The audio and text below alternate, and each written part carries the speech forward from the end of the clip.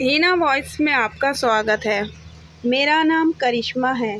मैं अपने ससुराल में छोटी बहू हूँ। मेरे ससुराल में मेरी सास सरला जी, मेरे पति वीरेन और मैं और हमारा एक बेटा है। रात के 2 बज रहे हैं पर मुझे नींद नहीं आ रही है। मन बहुत उदास है। एक बार पलटकर पति वीरेन की तरफ देखा तो वो बड़ी ही सुकून भरी नींद में सो रहे थे। एक बार तो देखकर मन घृणा से भर गया। पिछले कुछ दिनों में जो कुछ भी घटा है मेरे साथ, उसने मुझे सोचने पर मजबूर कर दिया है। मेरा तो कोई अस्तित्व ही नहीं है। जिसने जैसा चाहा वैसा चलाया और अब जैसा चाह रहे हैं वैसे ही सांचे में ढालने की कोशिश कर रहे हैं, और उसमें मेरे पति का योगदान सबसे ज़्यादा है। अब जाते हैं असल मुद्दे पर। दरअसल अभी 1 महीने पहले मेरे पिता का आकस्मिक निधन हो गया। घर में माँ के अलावा कोई नहीं बचा। मैं अपने माता पिता की इकलौती संतान हूँ। मम्मी पापा बताते थे कि मेरे जन्म के 2 साल बाद एक बेटा हुआ था, पर वह 2 दिन से ज़्यादा जी नहीं पाया। इसे अपनी नियति मानकर उन्होंने मेरी परवरिश पर ही ध्यान दिया और दूसरे बच्चे की आस छोड़ दी। खैर, पिताजी की मृत्यु के बाद अब कई फैसले लेने थे। सबसे बड़ा फैसला कि माँ कहाँ रहेगी, क्योंकि माँ अब बिल्कुल अकेली हो चुकी थी। इसलिए मैं उन्हें अकेला छोड़ना नहीं चाहती थी, लेकिन ससुराल में माँ को लाने को भी तैयार नहीं थी। कारण जब मेरे बेटे ने जन्म लिया था उस समय मेरी माँ यहाँ 1 महीने के लिए आई थी। मेरी सास और मेरे पति ने तो उन्हें नौकरानी ही समझ लिया था। बेचारी माँ सुबह से रात तक काम ही लगी रहती थी, पर मजाल है कि दोनों माँ बेटे में से कोई उनकी मदद तो करा दे।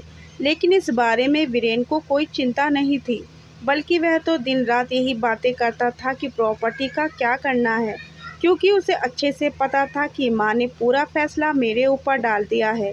लेकिन मैं तो यह देखकर हैरान थी कि ससुराल में तो मुझे कभी निर्णय लेने नहीं दिया जाता था। आज मेरे मायके में भी मुझे फैसले लेने का हक नहीं था। वीरेन मुझे अपने हिसाब से चलाने की कोशिश कर रहे थे। इस 1 महीने में मुझसे कई बार कह चुके हैं कि अपनी माँ से कहो कि प्रॉपर्टी मेरे नाम कर दे, तो मैं उनकी जिम्मेदारी उठाने को तैयार हूँ। वैसे भी अब वह अकेली क्या कर लेंगी, किसी ना किसी सहारे की ज़रूरत तो पड़ेगी ही ना। पर मेरा मन नहीं मानता। जो इंसान अपनी बीवी के हाथ में खर्चे देने से पहले 10 बार सवाल जवाब करता है, 10 बातें सुनाता है, वो उसकी माँ की खर्चा उठा ले, ऐसा हो ही नहीं सकता। और दूसरी ओर ज़रूरी बात, उनकी माँ ने कौन सी अपनी प्रॉपर्टी उनके नाम कर दी, पर फिर भी खुशी खुशी उनका खर्चा तो उठा रहे हैं ना। तुम्हारे भैया भाभी तो बाहर रहते हैं, साल में 2-3 बार आते हैं, सारा खर्चा वीरेन ही तो उठाते हैं। ये इंसान मेरी माँ से सौदेबाजी क्यों करना चाहता है? बस यही बात मेरे दिल को चुभ रही है। कल रात जब सासू माँ ने इस बारे में बात की तो उन्होंने मुझे ही डांट दिया। क्या गलत कह रहा है वो? मेरा बेटा तुम्हारी माँ के खर्चे क्यों उठाएगा? बेचारे को कोल्हू का बैल समझ रखा है क्या? पर माँ जी, जैसे आप हमारी जिम्मेदारी हो वैसे ही मेरी माँ भी तो हमारी जिम्मेदारी है ना। तू मेरी बराबरी अपनी माँ से कर रही है। मैंने अपने बेटे को जन्म दिया है, पाल पोस कर बड़ा किया है, बदले में वह मेरी सेवा कर रहा है, तो तुझे देखकर जलन हो रही है। इतना ही सेवा करवाने का शौक था तो एक बेटा और पैदा कर लेती तेरी माँ। और वैसे भी औरत को क्या पता कि किस तरह से फैसले लेने हैं। तेरे पापा तो रहे नहीं, अब तो निर्णय वीरेन ही लेगा ना। इसके आगे मैं कुछ कह ना सकी।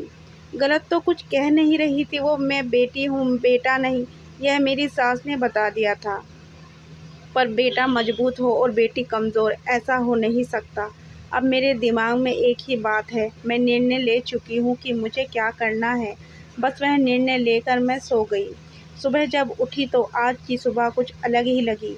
मैं जल्दी जल्दी घर के काम कर रही थी। मुझे देखकर मेरी सासू माँ वीरेन से बोली, आज बहू को कहीं जाना है क्या? बड़ी जल्दी जल्दी काम निपटा रही है। मुझे देखकर वीरेन ने कहा, कहीं जा रही हो क्या तुम? हाँ, माँ के पास जा रही हूँ। क्यों? तुमने तो मुझसे पूछा भी नहीं। सोच रही हूँ कि वहाँ का घर बेच दूँ। बात सुनकर वीरेन के चेहरे पर चमक आ गई। इससे पहले कि वीरेन कुछ कहता, मैंने कहा, सोच रही हूँ कि वहाँ की प्रॉपर्टी बेचकर जहां माँ के नाम से एक छोटा सा मकान ले लूं और बाकी पैसे माँ के नाम से अकाउंट में ट्रांसफ़र कर दूं। माँ के खर्चों में काम आएंगे। माँ पास में रहेगी तो मैं भी उन्हें आसानी से दिन में जाकर संभाल लूँगी। तुम्हारी इतनी हिम्मत कि तुम मेरे फैसले के ऊपर जाओ। देख रहा हूँ बहुत ज़्यादा बोलने लगी हो आजकल।